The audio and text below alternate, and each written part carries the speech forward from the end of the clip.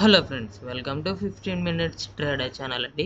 ఈ వీడియోలో మనం రేపటి మార్కెట్ అనాలిసిస్ అంటే 19 ఫిబ్రవరి యొక్క మార్కెట్ అనాలిసిస్ ఎలా ఉంటుందో చూద్దాం అండి. ఫస్ట్ ఆఫ్ ఆల్ ఈరోజు మార్కెట్లో వచ్చేసి నిఫ్టీ 93 పాయింట్స్ పాజిటివ్ మూమెంటం ఇచ్చి 25,819 దగ్గర అయితే క్లోజ్ అయిందండి. సో ఎస్టర్డే వీడియో అనాలిసిస్ ప్రకారంగా చూసుకుంటే మనకు వచ్చేసి ఇక్కడ ఒక స్ట్రాంగ్ సపోర్ట్ జోన్ ఉందని చెప్పుకున్నాము. అలానే ఇక్కడ 25,750 దగ్గర ఒక స్ట్రాంగ్ రెసిస్టెన్స్ జోన్ ఉందని చెప్పుకున్నాము. ఎగ్జాక్ట్గా మనం చెప్పుకున్న రెసిస్టెన్స్ దగ్గర అయితే మార్కెట్ ఓపెన్ అయ్యి డౌన్ సైడ్ మూమెంటం వచ్చిందండి.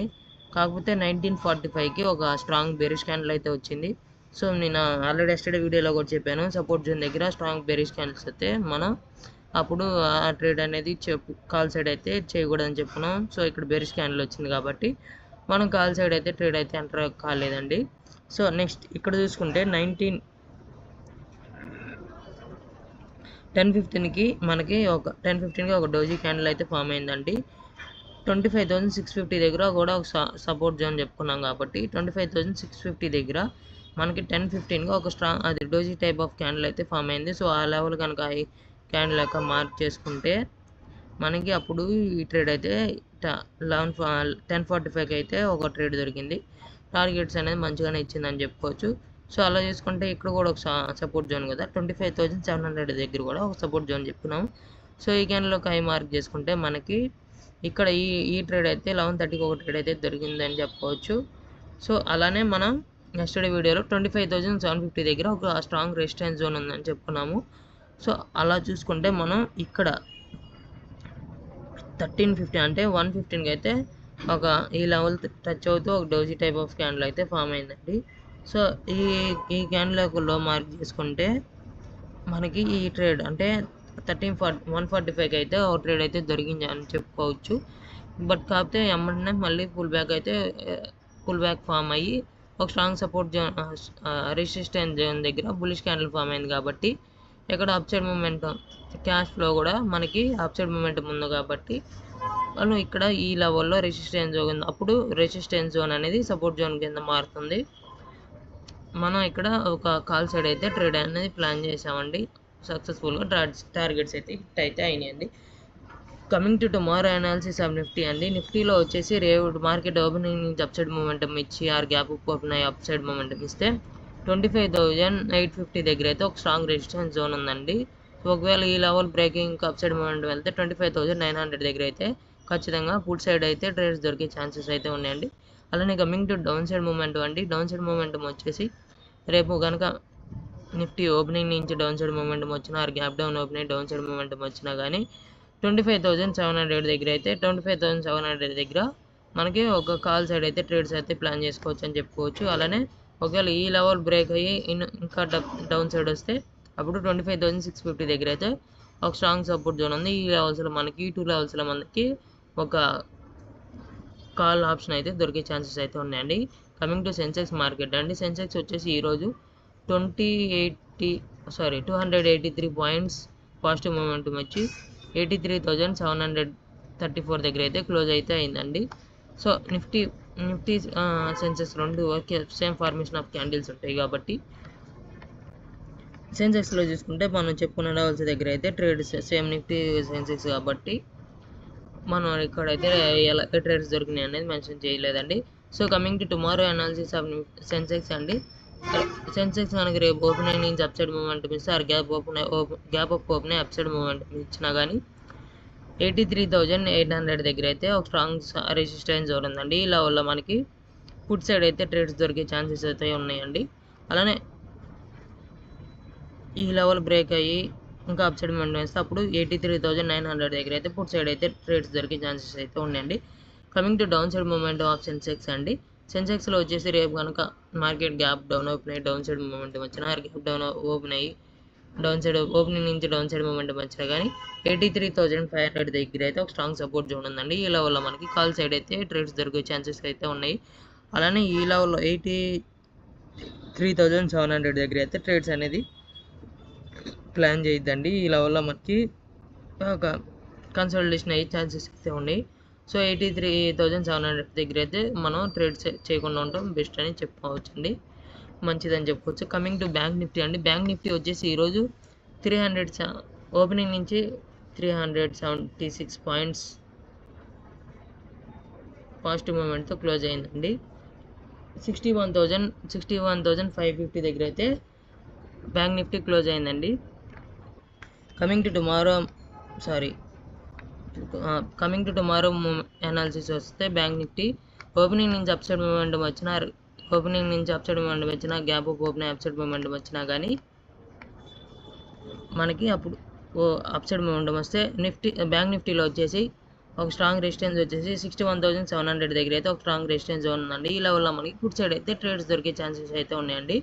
అలానే 61,600 దగ్గర అయితే ఒక కన్సోలిడేషన్ అయితే అయ్యే ఛాన్సెస్ అయితే ఉన్నాయండి. ఈ లెవెల్లో మనకి కన్సోలిడేషన్ అయ్యే ఛాన్సెస్ ఉన్నాయి కాబట్టి మనం 61,600 దగ్గర ట్రేడ్స్ అయితే ప్లాన్ చేయొద్దండి రేపటి మార్కెట్లో. సో అలానే మనం ఈరోజు జరిగిన ట్రేడింగ్ సెషన్లో వచ్చేసి సేమ్ ఈరోజు మ్యాక్సిమం అన్ని క్యాండిల్స్ అంటే బ్యాంక్ నిఫ్టీ సెన్సెక్స్ అన్నీ ఒకేలా మూవ్ అయినాయండి. సో అందుకని నేను నిఫ్టీ ఒకటి ట్రేడ్స్ మార్క్ చేసి వదిలేసాను. సో మ్యాక్సిమం క్యాండిల్స్ అయితే మూమెంట్ నిఫ్టీ సెన్సెక్స్ బ్యాంక్ నిఫ్టీ ఒకేలా మూవ్మెంట్ అయితే జరిగిందండి. So coming to tomorrow analysis of support of bank Nifty అండి. బ్యాంక్ నిఫ్టీ ఓపెనింగ్ నుంచి డౌన్ సైడ్ మూమెంటం వచ్చినారు, ఓపెనింగ్ నుంచి గ్యాప్ డౌన్ సైడ్ మూమెంటం వచ్చినా కానీ 61,300 దగ్గర అయితే ఒక సపోర్ట్ జోన్ ఉందండి. ఈ లెవెల్లో మనకి అంటే ఎస్డే వచ్చేసి రెసిస్టెన్స్ జోన్ ఉంది, ఇప్పుడు అది ఒక సపోర్ట్ జోన్ కింద కన్వర్ట్ అయిందండి. సో కాబట్టి 61,300 దగ్గర అయితే ఒక స్ట్రాంగ్ సపోర్ట్ జోన్ ఉందని చెప్పుకోవచ్చు.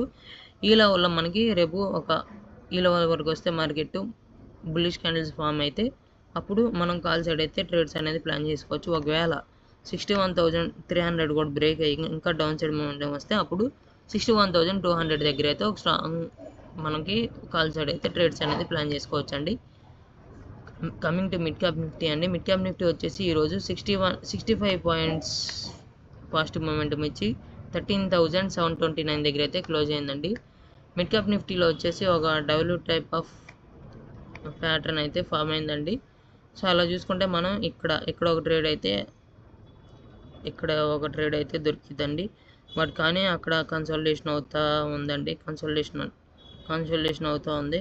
సో దీని ప్రకారం చూసుకుంటే మనకి మిడ్ క్యాప్ నిఫ్టీ రేపు ఓపెనింగ్ నుంచి అప్ సైడ్ మూమెంటం వచ్చి మళ్ళీ డౌన్ సైడ్ వచ్చే ఛాన్సెస్ అయితే ఉన్నాయి. ఎందుకంటే మిడ్ క్యాప్ నిఫ్టీ క్లోజ్ అయిన దగ్గర స్ట్రాంగ్ రెసిస్టెన్స్ ఉంది. బట్ చూద్దాం రేపు మార్కెట్ ఏమవుతుందో ఏంటనే. గ్యాప్ అప్ ఓపెన్ అయ్యి అప్ సైడ్ మూమెంటం ఇస్తే 750 ఇక్కడైతే ఖచ్చితంగా 13,800 దగ్గర అయితే ఖచ్చితంగా పుట్ సైడ్ అయితే ట్రేడ్స్ దొరికే ఛాన్సెస్ అయితే ఉన్నాయండి.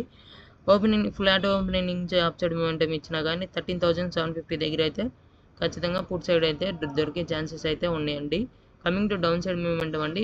డౌన్ సైడ్ మూమెంటం వచ్చి మిడ్ క్యాప్ నిఫ్టీ ఓపెనింగ్ నుంచి డౌన్ సైడ్ మూమెంటం వచ్చినా గ్యాప్ డౌన్ ఓపెన్ అయ్యి డౌన్ సైడ్ మూమెంటం వచ్చినా కానీ 13,650 దగ్గర అయితే ఒక స్ట్రాంగ్ సపోర్ట్ జోన్ ఉందండి. ఈ లెవెల్లో మనకి కాల్ సైడ్ అయితే ట్రేడ్స్ దొరికే ఛాన్సెస్ అయితే ఉన్నాయండి. సో ఇప్పుడు మనం నిఫ్టీలో అలానే సెన్సెక్స్లో అలానే బ్యాంక్ నిఫ్టీలో అలానే మిడ్ క్యాప్ నిఫ్టీలో స్ట్రాంగ్ సపోర్ట్ జోన్ అయింది, రేపటి మార్కెట్కి స్ట్రాంగ్ రెసిస్టెన్స్ జోన్ అయింది, స్ట్రాంగ్ సపోర్ట్ జోన్ అయింది అనేది చూద్దామండి. First of all coming to Nifty అండి. నిఫ్టీలో వచ్చేసి రేపటి మార్కెట్కి స్ట్రాంగ్ సపోర్ట్ జోన్ వచ్చేసి 25,650 అయితే ఒక స్ట్రాంగ్ సపోర్ట్ జోన్గా ఉందని చెప్పుకోవచ్చు. అలానే స్ట్రాంగ్ రెసిస్టెన్స్ జోన్ వచ్చేసి 25,900 దగ్గర అయితే ఒక స్ట్రాంగ్ రెసిస్టెన్స్ అని చెప్పుకోవచ్చు. ఈ లెవెల్లో మనకి ట్రేడ్స్ దొరికే మూమెంట్ కాల్ సైడ్ కానీ పుట్ సైడ్ కానీ ట్రేడ్స్ దొరికే ఛాన్సెస్ అయితే ఎక్కువగా ఉన్నాయండి. కమింగ్ టు సెన్సెక్స్ అండి. సెన్సెక్స్లో వచ్చేసి రేపటి మార్కెట్కి స్ట్రాంగ్ సపోర్ట్ జోన్ వచ్చేసి 83,500 అయితే ఒక స్ట్రాంగ్ సపోర్ట్ జోన్ అని చెప్పుకోవచ్చు. అలానే స్ట్రాంగ్ రెసిస్టెన్స్ జోన్ వచ్చేసి 83,900 వచ్చేసి ఒక స్ట్రాంగ్ రెసిస్టెన్స్ అని చెప్పుకోవచ్చు.